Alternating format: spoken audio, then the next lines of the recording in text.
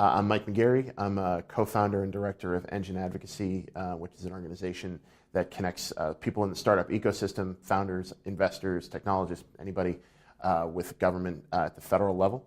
And I'm also a strategist with Hattery Labs, which is a venture firm here in San Francisco. So I think the number one thing that startups don't think about in regards to the federal government is, in many ways, the federal government. For many years, the pervasive sense of reality here in Silicon Valley and in other entrepreneurial communities has been, yes, they're doing things in Washington, but I just want them to let me do my job. A lot of what we learned earlier this year when it came to the fight around the Stop Online Piracy Act and Protect IP, SOPA, PIPA, all of the copyright bills, a lot of what we learned was that that's not good enough anymore. So what startups are beginning to learn and startup businesses are beginning to really internalize as part of their culture, we hope and we think, is that they need to have a better sense of how to engage with a community not their own and completely anathema in many ways to what they believe and how they operate, and that is the federal government. And they understand that they have issues they can take active stances on, not just reactive stances. And these are things from immigration to patent to financial regulation and education and access to quality spectrum and broadband and things of that nature. And other things that will ebb and flow as this relationship develops. But the important thing they're beginning to realize is that their relationship is necessary and that they have an important voice that they can add to that debate. And that's been the most heartening thing, I think, for me and for our organization as we've built it, that's come out of the last 6 months of people getting closer to these kinds of issues.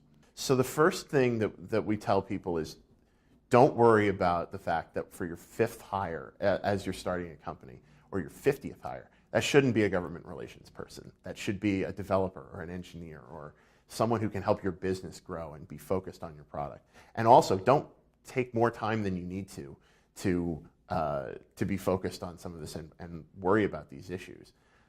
There's a community out there that can help you. We're growing it every day at engine.is, and we want you to join us and we want you to be part of that community and engage when you can.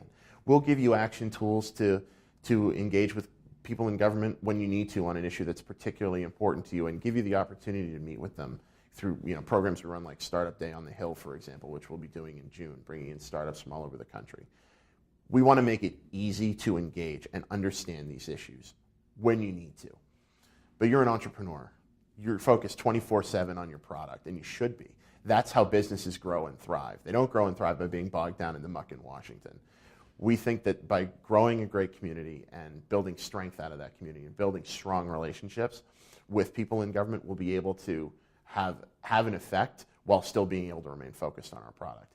When you see things that come up, you can't get an H-1B for an employee you'd like to bring over, or you're having problems navigating that structure, or you're running afoul of patent trolls or something in the patent space, or you're running into a financial regulation, know that there's a community and resources that are being built to help you, and come to us with your innovative solutions. Let us know. Engage with us on our website. Come to our events, things like that, and be a part of it, and then go back to living your product like you do every day. That's the most important thing. So from my experience in politics, and I think there's a lot of people who would sit here and tell you, well, what they can learn is what not to do. Honestly, I think there's a lot to learn from, obviously I've worked on the Democratic side of politics, but from across the aisle and the whole spectrum of politics, there's a new mode of things that are happening. And this started with President Obama's campaign in 2008 with more digital and online tools and engagement and the feeling of you can build a community anywhere. This is something that politics has learned from the entrepreneurial community, but they're also growing at a faster rate at this point with the engagement because they're building towards a specific endpoint. I think there's a lot to learn on engagement and how we measure the building of relationships online and offline and translating those, not just in the traditional political way of I need you to go vote. That is at the end of the day what we want. And from a brand perspective, it's I want you to go buy this product.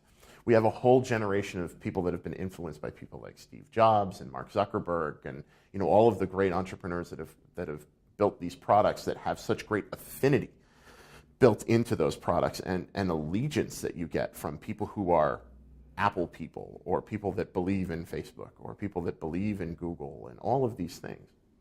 And it's a change in the tone of the wider community, of the culture, I think, where we expect this now. But what politics is teaching us is there are linkages between how much and how well you're able to build communities and how well your product is going to sell or how well your candidate is going to do. So there is a deep and profound need for businesses and founders and entrepreneurs to make sure that they are building this community every day by having engaging content, thoughtful content, and listening to feedback from their end users as well.